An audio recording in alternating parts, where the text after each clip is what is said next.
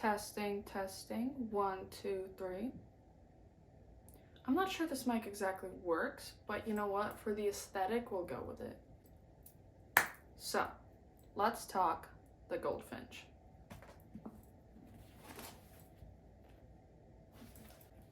The Goldfinch, written by Donna Tartt, published in 2013, is the winner of the Pulitzer Prize of 2014. Although this book is a national bestseller, the reviews of it are very 50-50. Some people love it, some people hate it.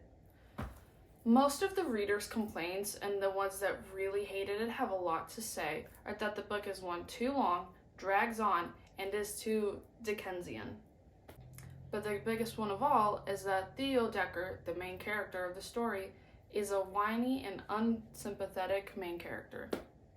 If you noticed my makeup and or the setup changing, it's because I do that for fun, and not because I filmed this over the course of several days and have been fruitlessly trying to pretend that I didn't. We're keeping the makeup and the shirt the same for continuity reasons, just bear with me. The Goldfinch follows Theodore Theo Decker. Cliff Notes summarizes this book as the following. Theo and his mother visit New York City's Metropolitan Museum of Art so she can view the masterpiece, The Goldfinch. While they are at the museum, a bomb explodes, killing Theo's mother and traumatizing him. During the immediate aftermath, Theo meets an old man who is dying from his wounds. The man presses a ring into Theo's hand and tells him the name of a business establishment. Theo, bleary and from the trauma, grabs the Goldfinch during the bombing mayhem and takes it home with him. Because Theo's father is absent from his life, Theo goes to live with the Barbers, his classmate Andy's family. He finds the business the dying man with the ring told him about, but the business sells and restores antique furniture. Theo befriends the owner, Hobie, who was business partners with the deceased man, Welty. Hobie looks after Welty's niece, Pippa, who was also at the museum when the explosion occurred and now suffers from trauma and physical injuries. Theo falls in love with Pippa, but she is sent to live with blood relatives. They see each other when Pippa infrequently visits Hobie in New York City. Theo's father resurfaces just as the Barbers are set to adopt Theo. Theo moves to Las Vegas with his father and his father's girlfriend, Xandra. There, he becomes close friends with Boris, a Russian immigrant with vaguely similar circumstances to Theo's. This entire time, Theo has smuggled, hidden, and coveted the Goldfinch. For Theo, who is unsure of what to do with the painting or even how to return it, the artwork becomes a touchstone to his mother and a source of comfort, as well as an ever-present conundrum. Theo and Boris spend their days drinking and experimenting with drugs, trying to numb themselves to the neglect and loneliness in their lives. Both are children of alcoholics, and Boris is often beaten severely by his father. Theo's father has a mysterious source of income that, although never completely revealed, appears to involve gambling. A mysterious man begins arriving at Theo's house and asking for Theo's father.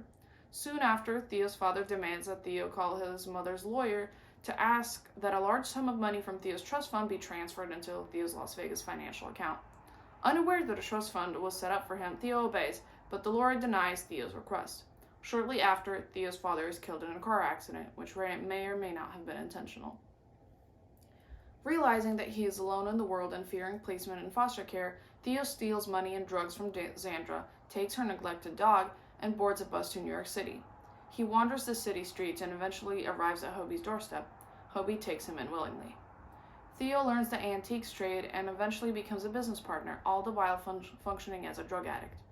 Unbeknownst to Hobie, Theo creates a business scam to sell restored antiques as valuable originals.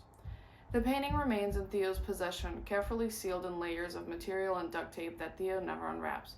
He reads about a group of people who, during the confusion of the museum bombing, stole artwork and have been arrested for trying to sell them. Out of concern for himself, Hobie, and Pippa, Theo runs a storage locker and hides the painting there. Lucius Reeve, one of the victims of Theo's business scam, confronts Theo with the idea that Theo possesses the Goldfinch and is using it for criminal purposes. Theo dismisses Reeve and his claims. Theo learns that Andy Barber and his father drowned while sailing. Shocked by these deaths, Theo reconnects with the family and begins to date Kitsy, Andy's younger sister. Eventually, Theo and Kitsy become engaged despite the fact that he is still very much in love with Pippa. He discovers that Kitsy is also in love with someone else, but they decide to remain together in an impassionate relationship. Theo runs into Boris on the street. Boris is now very wealthy from associating with an underground network of mysterious individuals. Theo learns that Boris stole the Goldfinch from Theo back in Las Vegas and has been using it as collateral in his criminal dealings since then. Shocked, Theo goes to the storage unit and unwraps the painting, only to find it contains a high school textbook. Boris is relatively sorry, especially because someone else now has the painting since he used it as collateral. However, Boris hatches a plan to reclaim the painting for Theo. Theo and Boris travel to Amsterdam to reclaim the painting. During a chaotic and frantic series of events that include a shootout, Theo shoots and kills a man. Boris is shot in the shoulder, but the two manage to escape. Boris tells Theo to wait at the Amsterdam hotel where Theo has been staying. Theo remains there for weeks, surviving on room service and heroin. He doesn't have his passport, and having committed murder, he's afraid to leave his room. He decides to commit suicide, but before he can, Boris reappears. Boris hands Theo a great deal of money and tells him that it is his share of the reward for the return of the painting. Boris manages to have the painting returned to the authorities. Theo returns to New York City, where Hobie confronts him with the deals of his business scam, which Lucius Reeve revealed to Hobie. Theo divulges everything to Hobie, and they decide to buy back the fake antiques in order to restore the business reputation and honor. Tragic, isn't it? Let's break down the flaws, shall we? And there are a lot. One of the largest complaints about the book in general is that Theo as a main character is unsympathetic. Donna Tartt herself has said that he is an unreliable narrator. An unreliable narrator is defined as a narrator that is not trustworthy, whose rendition of events must be taken with a grain of salt. This is very much the case for Theo. His narration of events is shaky at best. He's unreliable in the sense that he misremembers things, does not tell the full story to the reader, and seems to come back to unrelated and random facts at later points throughout the book. All of this can be attributed to the vast amount of trauma that he receives as an adolescent. In his developing years, he has endured the loss of his mother, a very violent and traumatic event, and all that has come out after that. PTSD and suspected other mental instabilities that Theo may or may not have generally affect memory and retelling of events. So this explains a lot of it. Donna Tartt stays true to the psyche of a person as broken and unstable as Theo is, which adds all the more depth and realism to his character. Theo is also described by readers as a whiny main character, but this is fair because his life is genuinely bad. The thing about a lot of modern literature that readers seem to forget is that the reader does not have to like or side with the main character. Theo does drugs, runs away, he steals a painting, does fraud. He's not a good person, and that's okay. We can still root for him and not like the choices that he makes and the way he treats the people around him. One of the biggest critiques of the book is the seemingly random and scattered pacing, violent and quick in some places while being slow and steady in others. This, although it may not seem like it, is very much purposeful. The book does not follow a conventional plot structure, making it so hard to adapt into film, but we will get into that later. This reflects how Theo, from who we see the events unfold, perceives his life, his trauma, and how his severe PTSD affects him. Again, Theo is an unreliable narrator, hence he does not think about the past, indicative of his trauma, and thus we as the reader cannot trust his present. Theo's drug habits also play into this. Although it is not addressed directly, his addiction started when he was 14, 15, and progressed on into his later adult years. Obviously, this had some sort of effect on him and his rendition of the events. To keep talking about the pacing, a lot of readers have complaints with one specific part of the book. The 300 pages of the drug dealing that Theo and Boris have in Las Vegas. Those have every right to be there. The 300 pages of drugs represent Theo's grief and loss. His mother, everything he's ever known in New York City, his whole previous life, and his childhood. The drugs and alcohol also serve the plot. Theo shows Boris the painting when blacked out, which later leads to Boris taking it, and thus the whole sequence of events that transpires as a result of Boris having the painting.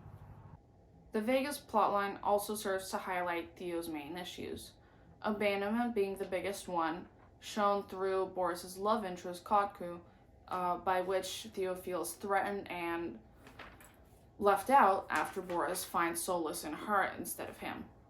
Also, the 300 pages of seemingly nothing that don't contribute to the plot are actually crucial to it. The relationship that Theo and Boris develop over the time is exactly what drives the latter half of the story forward. Their friendship and bond is what makes them do so much for each other when getting the painting back, despite not having seen each other in over 10 years. Vegas also represents the opposite of what the book and Theo value: beauty, authenticity, and history. Vegas is the direct opposite of that: fake, hedonistic, new. It is also paralleled for Theo's parents. Vegas represents his father and his alcoholism, addiction and gambling, etc. And New York is a parallel to his mother: her beauty, honesty, truthfulness.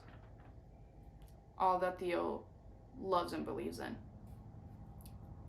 In each place, Theo is revealed to be like each of his parents: addicted and self-destructive like his father in Las Vegas, and authentic and honest and appreciative of the beauty of life in New York.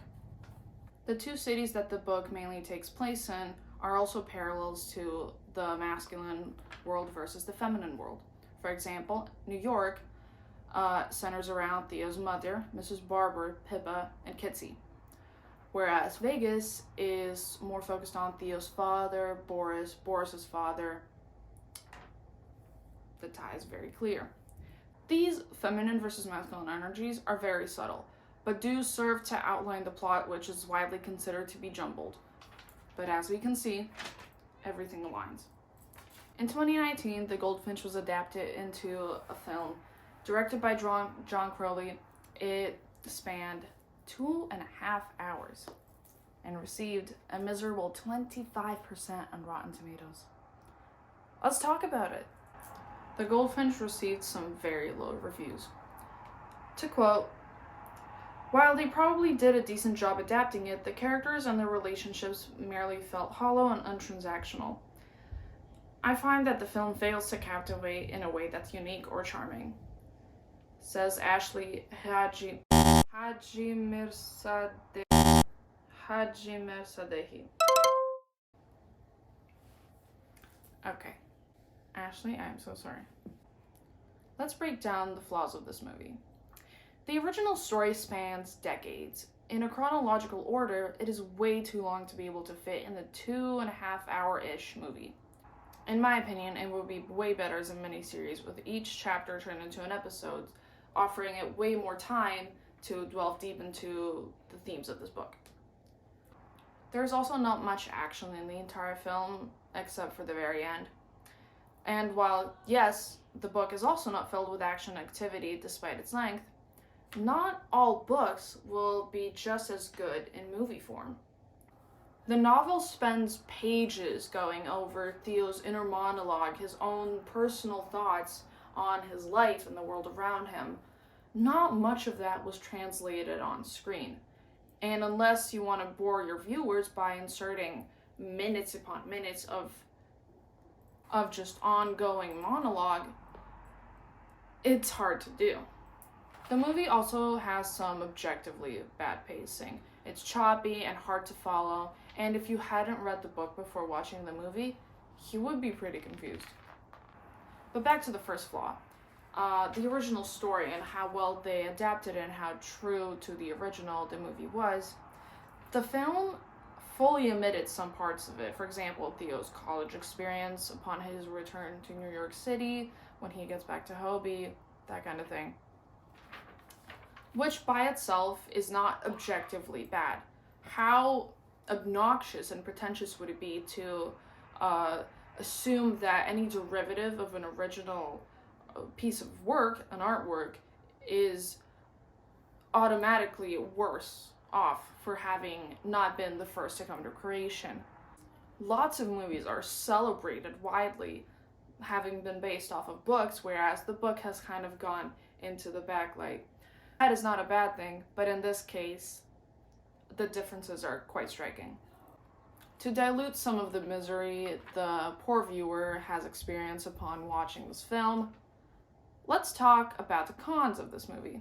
The film contains some beautiful cinematography. The director did a pretty good job of translating the book's atmosphere, the hopelessness that Theo experiences in Las Vegas, the ever-changing, fast-paced world of New York. The movie is visually enjoyable, which is part of why I rewatch it so much. The shots are well placed, they're not too long and not too short, which is a problem in modern television and media in general, but we won't get into that. The movie also has some pretty notable actors, for example, Finn Wolfhard starring as Boris. Especially the child actors did an amazing job with the roles they were provided, which were heavy and tragic, in my opinion. Finn Wolfhard and Oaks Fagley did an amazing job in this movie. Although I do disagree with some choices made in this film, cinematography-wise. For example, the first opening shot of the entire movie is of blood. This creates a very tense atmosphere, to put it like that. The viewer automatically has an expectation set for this movie, and where Theo talks about his mother's ultimate death and how he blames himself for it while he's shown to be scrubbing blood off of his clothes, it creates a certain expectation. I feel like a lot of people would agree there. The movie starts off with Theo scrubbing blood off of his clothes and writing his suicide notes, and later trying to commit suicide, which is a choice to start the movie off in. The book follows Theo in a fairly chronological order of the events as they transpired, whereas the movie jumps back and forth between Vegas, New York, Amsterdam. It's hard to follow if you haven't read the book before, as I've mentioned previously.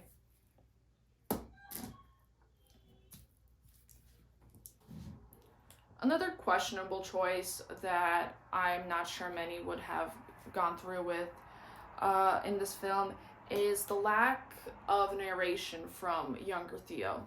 The book relies a lot on Theo's description of the world he perceives, which is lacking in the film.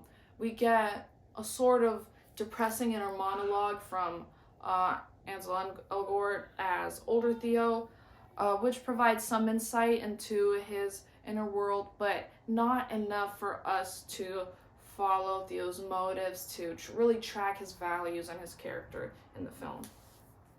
I want to highlight some features of the film that I thought are noteworthy. For example, the shot of Theo first peeking into Hobie's establishment, the shot from the inside of the building to Theo looking out from the outside in. For me, it references the things that Theo is about to unlock for himself, how this shop, this profession, the dealing with antiques, leads to his life later on, how it's foreshadowing his later passions and the things he's involved with. Also, I thought was noteworthy the scene of Theo's interrogation after the bombing, where the officials are questioning him on what happened, what did he see, what did he smell, what did he observe. I thought that created a very tense atmosphere, and the rapid switching of the shots and the perspectives of Theo and what he's looking at and what he's seeing is very indicative of the stress that he's under in this particular situation. It translates that to the viewers very well. The music amped up the tension, beautiful. The first time Theo is seen in Las Vegas after he travels there to live with his father, about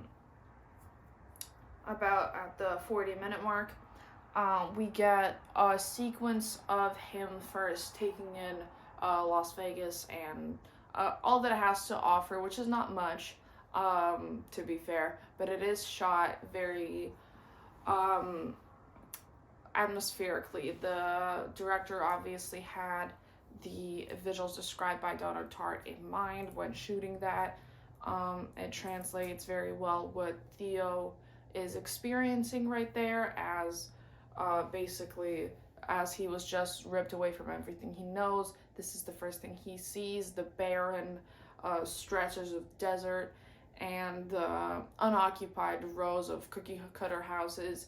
It's all very hopeless in a sense, and I think the visuals very much contribute to the atmosphere that they create. It is very well rounded. It sets the scene very well. The film jumps back and forth between the scenes in New York with young Theo and older Theo, um, in Vegas, which is quite jarring for those who have not read the book. But nevertheless, I want to talk um, about Nicole Kidman as Samantha Barber, especially in the sequences with adult Theo later on in the movie. Um, After they first reunite, after not having seen each other for over a decade, the emotion on this woman's face is exceptional. Like, every time I watch that scene, it makes me want to cry, because with the context of us having just learned that she has lost her husband and her child, her reunion with Theo is stunning, in my opinion, stunningly portrayed. The raw emotion she exhibits in that particular scene is gorgeous. Going back and forth with Vegas and New York and older and younger Theo, we jump chronologically in the film, we jump back to younger Theo and when he first meets and befriends Boris, his later on companion throughout half of all of these events. Boris is portrayed by Finn Wolfhard. As a Russian immigrant with an alcoholic father, he portrays the character very well.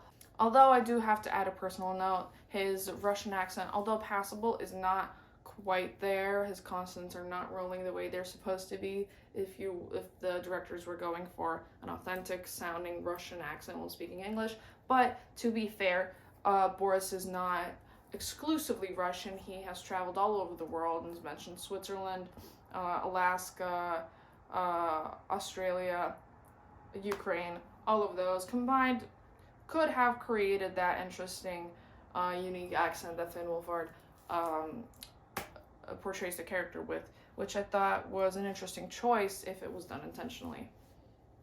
At about the 1 hour and a half mark, the two are portrayed doing LSD or acid, and where the book takes very careful ways to describe that experience of the teenage drug addiction and the just the general aesthetic of the teenage hopelessness and the misery that somehow also mixed in with the freedom that they both have coming from their neglect is portrayed very well through their drug habits, which are not visually addressed at all in the film, which I thought was underwhelming, but it could have likely taken away from the focus of the themes of the film if it indulged in all of the visually stimulating drugs that the two take. So, there's that. All in all, the cinematography is quite well done. It's interesting, it's visually stimulating. I do not get bored rewatching it all the time, as I do. The cinematography is unfortunately probably the highest praise that I can give to it.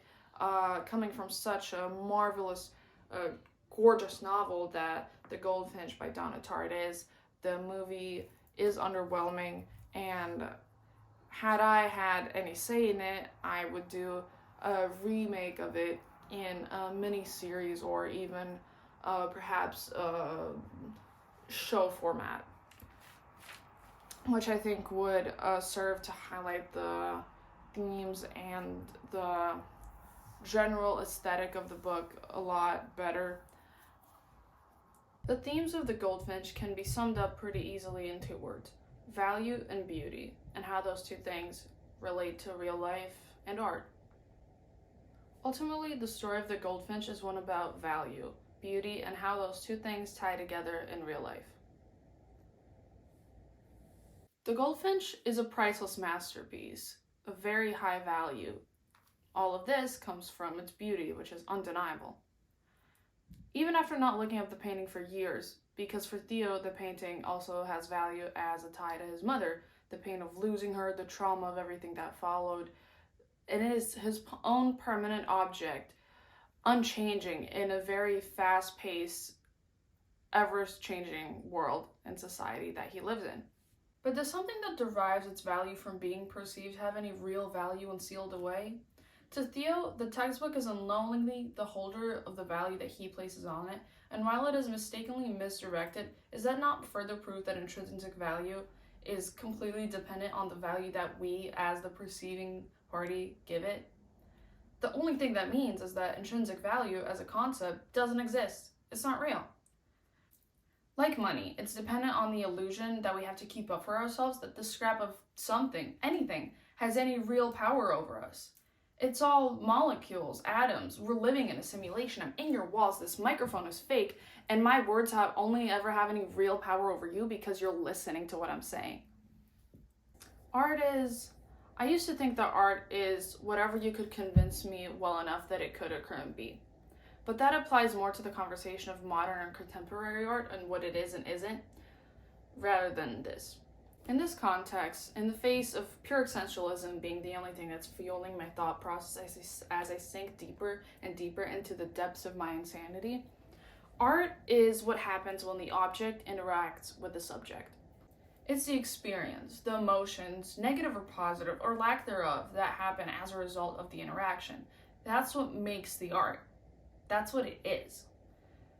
One has to ask, does a thing stop being art when it is not interacted with, like in the story? Well, I can't talk for Generation Alpha iPad kids, but art is not a digital device that requires your attention every 90 seconds for it to work. In the story, all while Theo is painstakingly putting his whole life's meaning into a rap textbook, the real Goldfinch is being used as a drug deal collateral by Boris.